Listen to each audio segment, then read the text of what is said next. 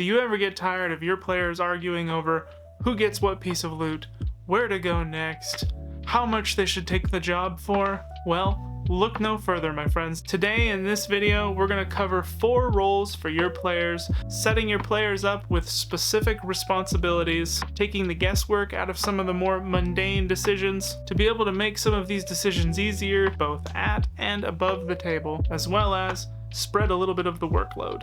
Hi guys, welcome to the video, and today we're going to be talking about roles for your D&D party. Now you might be thinking, Steven, there is no roles in D&D. And you're correct for the characters, but these roles are designed for your players. And I know, you're probably thinking, it's hard enough to get my players to do certain things, but trust me, these roles come with perks, and perks that can be used in-game. And everyone knows that if a player can get something out of it they can use in-game, they're a lot more likely to pay attention. The first of these roles we're going to take a look at is the Lorekeeper. You know all there is to be known, you keep track of where you've been, your notebook is an invaluable asset to the party. Without you, nobody would remember where they've been or who they've met. Your key responsibilities in this role are keep a journal or log with detailed notes of the locations and NPCs that the party has interacted with. Not only knowledge that is unknown, but unfinished quests or offers still on the table, as well as keeping a spot for mysteries and loose ends that were either never understood or incomplete. Now usually there's at least one note taker in the party, and the Lorekeeper is a great role for this person. This is someone who's not only interested in your lore, but wants to get to know your NPCs. They want to stand their own 2 feet in your world, walk around, and really get to know the place. As for perks for the Lorekeeper, omniscience. You have advantage on history checks to recall information that the party has heard before. Even with a quality note taker, we all know that sometimes it's hard to catch certain things or small details that the players might not even understood were important at the time, whether that is because there's so much going on, or maybe in the way that it was presented, it was not well received. This perk helps allow the Lorekeeper a little bit of extra space, because we all mess up from time to time, and at the end of the day, we really want to get the information to the players so we can push the story forward, and they can play the game that you have prepared for them. Shorthand. You have the ability to create ciphers. Others cannot decipher this code unless you teach them to, or unless they succeed on an intelligence check with a DC set by your intelligence score plus your proficiency bonus, provided there is not some magical way to decipher it. Well read.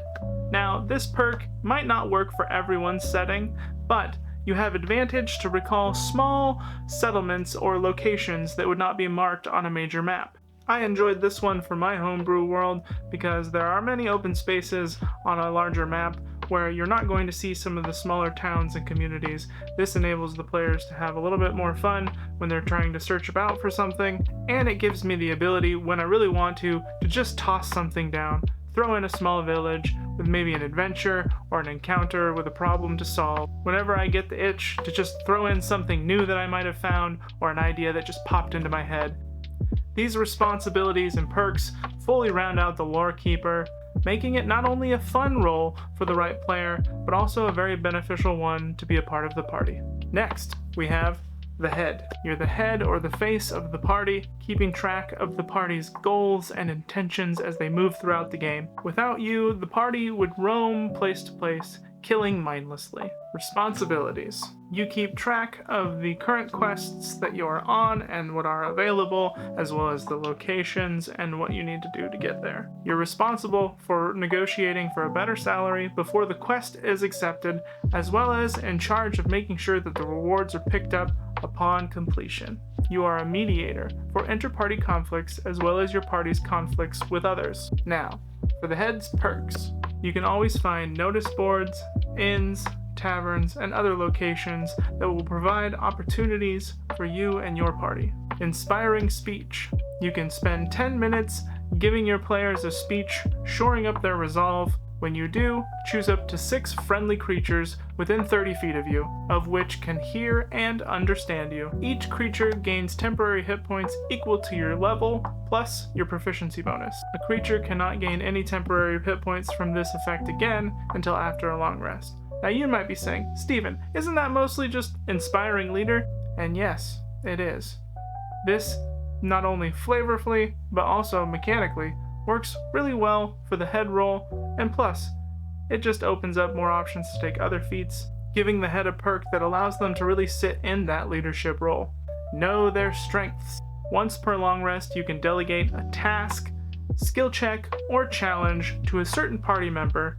They receive advantage while dealing with this challenge. These responsibilities and perks really tightly knit up the leadership role within the game without giving that person a sense of being in control of everything. For number 3, we have the tactician. You are the backbone of combat and tactical planning. Without you, the headless chickens would fireball themselves to death. Responsibilities. Ensure that combat is not mindlessly rushed into, but there is always a plan, whether that plan be based around the particular combat or part of a greater party strategy overall. During combat, make certain calls that benefit the party, such as focus targeting on a specific enemy, making note of certain mechanics, or that it is time to retreat. Perks. Tactical retreat. Once per day, as an action, you may call for the party to retreat. When doing so, all party members gain the benefit of a disengage action for an amount of turns equal to your proficiency bonus, so long as the party is still retreating. Teamwork makes the dream work. You can use the help action as a bonus action. Now, if anyone should know when to use the help action and when it's going to be the most beneficial, it would be the tactician. The help action, while having some niche uses, still comes very much in handy in certain scenarios. This even opens up opportunities for the dungeon master to create certain mechanics requiring the help action, aimed at giving the tactician even more that they can do to influence an encounter. Change order. You can swap 2 entities' place within the initiative order at the start of the encounter. You can use this feature an amount of times per long rest equal to your proficiency bonus. Now, to make sure that this isn't too overpowered, I do have the caveat in here for my games that this feature does not work on any creatures tagged as legendary, which is just a simple tag I like to use to put on certain bosses and encounters. That way the balance can still be maintained with adding in certain homebrew mechanics or ideas. Having a simple tag you might apply to your monsters enables some things to just not work on certain things. And well, why is it? Well, for the story, of course, for the effect of it all. These were the responsibilities and perks that I found best useful for the tactician without giving them too much power over a combat. It still allows them to heavily affect the flow of battle as well as the party's ability to succeed. And finally, we have the treasurer. None can hide from your gaze. You are the one who manages the party's money and goods. Without you, the party would be a socio-economical mess arguing over pennies. Responsibilities. You are responsible for keeping track of loose funds as well as unowned or extra items and magic items. You're responsible for any important looting of NPCs or locations. And you're responsible for dividing the loot amongst your party, that way making sure everything stays fair, to ensure maximum happiness. And lastly, the perks for the treasurer. Your party members cannot conceal their attempts to loot whilst in the same room as you. Appraiser. You are able to discern the value of most normal and uncommon magic items as well as mundane items. And pack mule. You own a bag of holding.